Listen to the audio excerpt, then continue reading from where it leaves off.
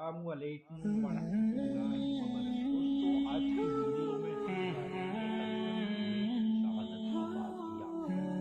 ہم حضرت خویب بن عدی بن مالک الابسی الانصاری ایک عظیم صحابی تھے۔ حضرت خویب لگ بھگ 315 صحابہ میں سے ہیں جنہوں نے بدر کی لڑائی میں حصہ لیا تھا۔ جب بدر کی لڑائی کے جھنڈے اٹھائے گئے تو جنگ میں یہ بہت ہی ہمت اور بہادری سے لڑے اور لڑائی کے دوران جن کافروں کو ہم نے قتل کیا تھا ان میں سے ایک حارث بن عامر بن نوفل بھی تھا۔ لڑائی میں ہار کا سامنا کرنے کے بعد قریش کی طاقتیں لوٹ مٹا لوٹائے۔ حارث کے بیٹوں کو جب پتہ چلا کہ ان کا باپ جنگ میں شہید ہو گیا ہے تو انہوں نے اس کے قتل کرنے والے کا نام اچھی طرح یاد کر لیا۔ خویب بن عدی جنگ بدر کی لڑائی کر کے واپس آئے اور ان کے جرحال طور پر محنت کرنے لگے۔ حضرت خویب ایک سچے عبادت گزار، اللہ میں اس کے رسول پر مٹنے والے بے پرہیزگار انسان تھے۔ یہ رات بھر نماز پڑھتے اور دن میں روزہ رکھتے تھے۔ ایک دن نبی کریم نے قریش کے بادشاہ کو جاننا چاہا تاکہ ان کو حرکت پر نظر رکھی جائے سکے، ان کی نئی جنگی تیاریاں پوری طرح سے جانکاری مل سکے۔ اس کام کے لیے آپ نے ساوا میں 12 لوگوں کو چنا اور ان کو جاسوس بنا کر بھیجنے کا فیصلہ لیا۔ ان کا امیر عاصم بن ثابت انصاری کو بنایا۔ جب یہ لوگ گاؤں روانہ اور ایکتا کے بیچ جگہ پہنچے تو بنی انجیل کے ایک قبیلے کو ان کے آنے کی خبر مل گئی۔ اس قبیلے کا نام بنو لحیان تھا اور اس قبیلے کے تقریباً 100 انتہائی جاہز تیر انداز ان 10 صحابہ کی کھوج میں نکلے اور ان کے قدموں کی نشانوں کے انداز پر چلنے لگے۔ چل کر قدموں کے نشان مٹنے لگے، نشانوں کی صحیح دیکھنا مشکل ہو گیا۔ تیر اندازوں سے ان کو تقریباً کھو ہی دیا تھا۔ ان میں سے ایک آدمی کو ریت پر کھجور کی گٹھلیاں دکھائی دی۔ اس نے ان گٹھلیوں کو اٹھایا اور جس کمال مہارت کے لیے عرب مشہور تھے اس کھوجبین والے انداز میں اس نے ان گٹھلیوں کی طرف دیکھا، پھر ایک دم زور سے چلایا تاکہ دوسرے ان سن سکے، یہ گٹھلیاں صرف مدینہ کے کھجوروں کی ہے، آؤ اس طرف چلیں، ادھر ان گٹھلیوں کو کھانے والے افراد کے قدموں کے نشان ہیں۔ پھر وہ ان کے قدموں کے نشان کے انداز پر چلنے لگے۔ جب عاصم اور ان کے ساتھیوں نے ان کی نقل بے حرکت کو اپنے نزدیک محسوس کیا تو انہوں نے اپنے ساتھیوں کو پکڑ کر پہاڑ کی اونچی چوٹی پر چڑھنے کا آدیش دیا۔ قبیلے کی تیر انداز نے قریب آ کر پہاڑ کو پوری طرح سے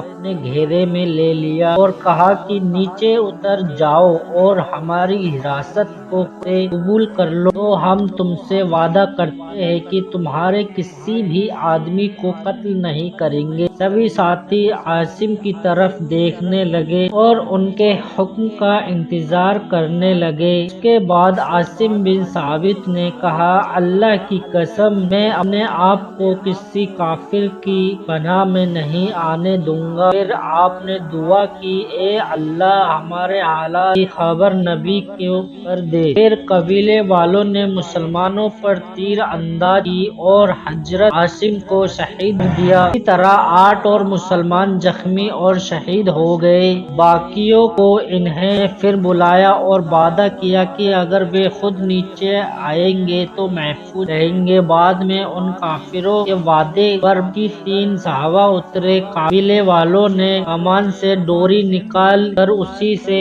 انہیں باندھ دیا۔ تیسرے صحابی نے ان کے دھوکے اور فریب کی صورت کو پہچان لیا اور کہا کہ یہ تمہاری پہلی وعدہ خلافی ہے، میں تمہارے ساتھ کبھی نہیں جا سکتا۔ اب میرے لیے تو انہی کی زندگی نمونہ و مثال ہے جن کو تم نے ابھی ہم سے پہلے شہید کیا ہے۔ کافروں نے انہیں سیٹنا شروع کیا، زبردستی کی، لیکن وہ کسی بھی طرح ان کے ساتھ جانے کو تیار نہ ہوئے تو انہوں نے ان کو بھی شہید کر دیا۔ حضرت خبیب اپنے ساتھ مکہ لے آئے اور انہیں غلام کے بازار میں لے جا کر کھڑا کر دیا۔ جب مکہ میں ان کی گرفتاری خبر پھیلی اور حارث بن عامر کے بیٹے کو یہ معلوم ہوا کہ ان کے باپ کا قاتل گرفتار ہو گیا ہے تو غلام کو بازار میں جا چکے اور وہ فوراً نیلامی میں پہنچے اور انہیں خریدنے کے لیے مقابلہ کیا اور اسے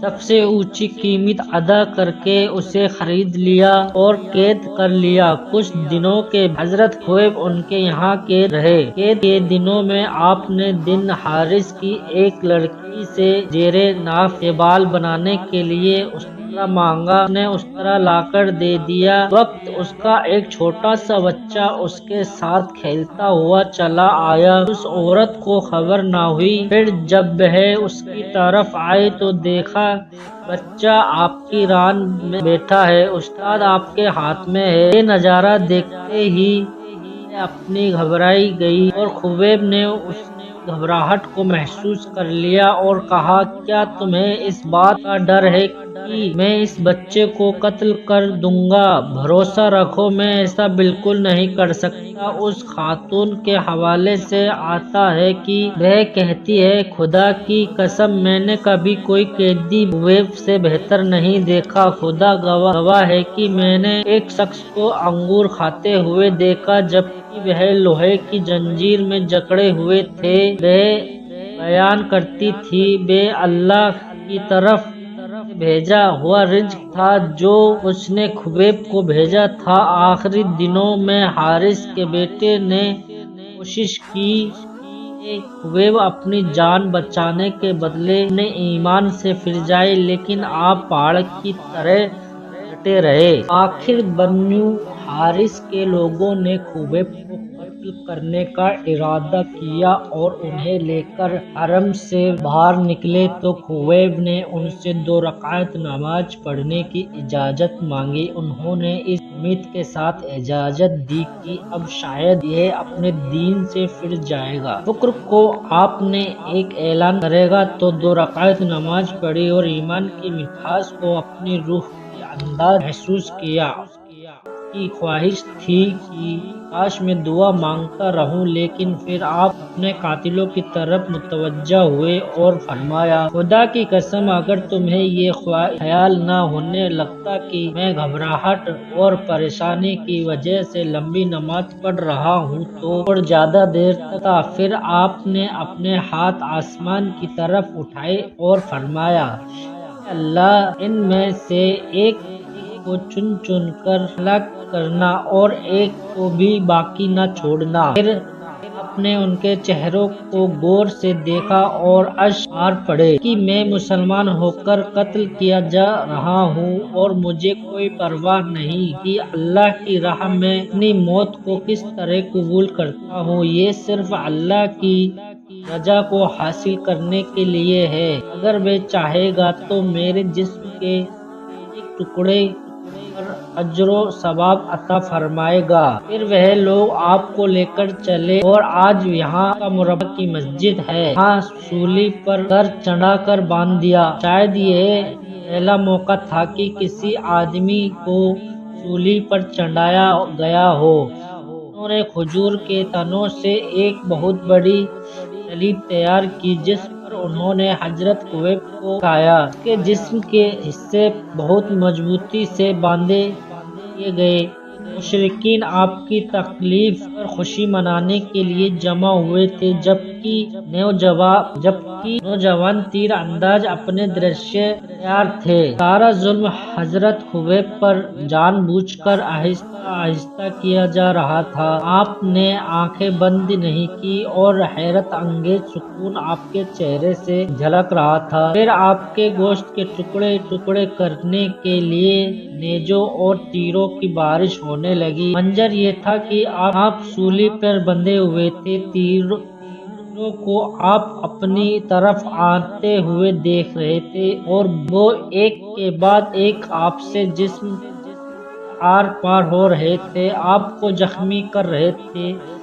اس کے سرداروں میں سے ایک نے آپ کے پاس آ کر کہا، خبیب بھی وقت ہے، تم بس اتنا کہہ دو کہ کاش میری جگہ محمد ہوتے اور میں اپنے گھر والوں کے ساتھ سکون سے ہوتا، ہم تمہیں چھوڑ دیں گے۔ حضرت خبیب یہ بن سن کر غصے میں تال تاتے ہو پڑے اور قاتلوں سے کہا، ظالم، اگر میرے جسم میں 99 جان آ جائے تو میں ان کو خوشی خوشی اپنے نبی کے نام پر قربان کر دیتا، لیکن مجھے تو یہ بھی گوارا نہیں کہ اب میں ایک کانٹا بھی چبھے۔ یہ عظیم الفاظ سن کر ابو طالب نے کہا، اللہ کی قسم، میں نے کبھی کسی کو اس طرح محبت کرتے نہیں دیکھا جس طرح محمد کے ساتھی محمد سے محبت کرتے ہیں۔ حضرت خبیب کی باتیں اس قدر تھیں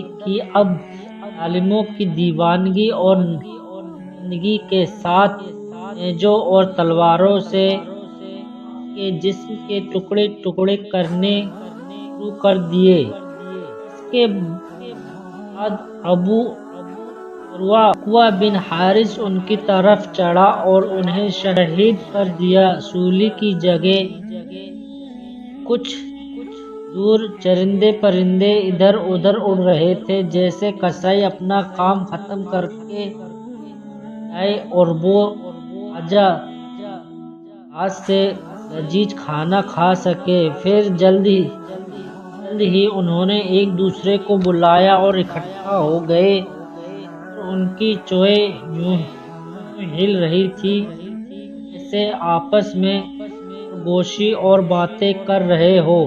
اچانک وہ آسمان میں بہت دور، بہت ہی زیادہ دور اڑ گئے۔ انہوں نے ایک اور توبہ کرنے والے آدمی کی خوشبو سونگھ لی جو اس کے صلیب پر لٹکے جسم سے پھیل رہی تھی، اس لیے وہ اس کے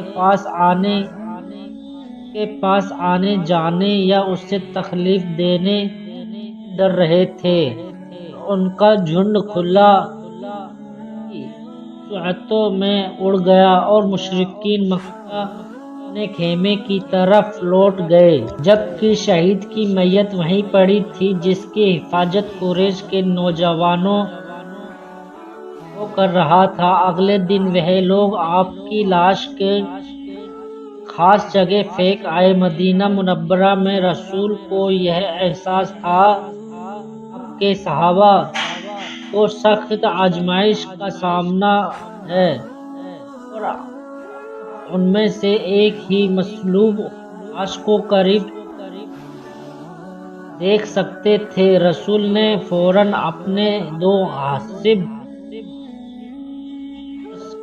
مقداد بن عمر اور زبیر بن عوام کو اس کام کے لیے تیار کیا۔ وہ اپنے گھوڑوں پر سوار ہوئے اور تیزی سے زمین کو پار کرنے کے لیے روانہ ہو گئے۔ اللہ تعالیٰ نے انہیں ان کی منزل تک پہنچا دیا۔ انہوں نے حضرت خبیب کی لاش کو زمین کے ایک پاکیزہ مقام پر اتار دیا، سپرد خاک کر دیا۔ آج تک کوئی نہیں جانتا کہ حضرت خبیب کی قبر کہاں ہے، لیکن یہ صلیب پر چڑھائے گئے ایسے قابل احترام اسلامک ہیرو ہیں جو تاریخ کی یادوں میں ہمیشہ کے لیے یاد رکھے جاتے ہیں۔ دوستو، اگر آپ کو ہماری ویڈیو پسند آئی ہو تو آپ ہمارے چینل کو سبسکرائب اور لائک کر دیں۔ السلام علیکم ورحمۃ اللہ۔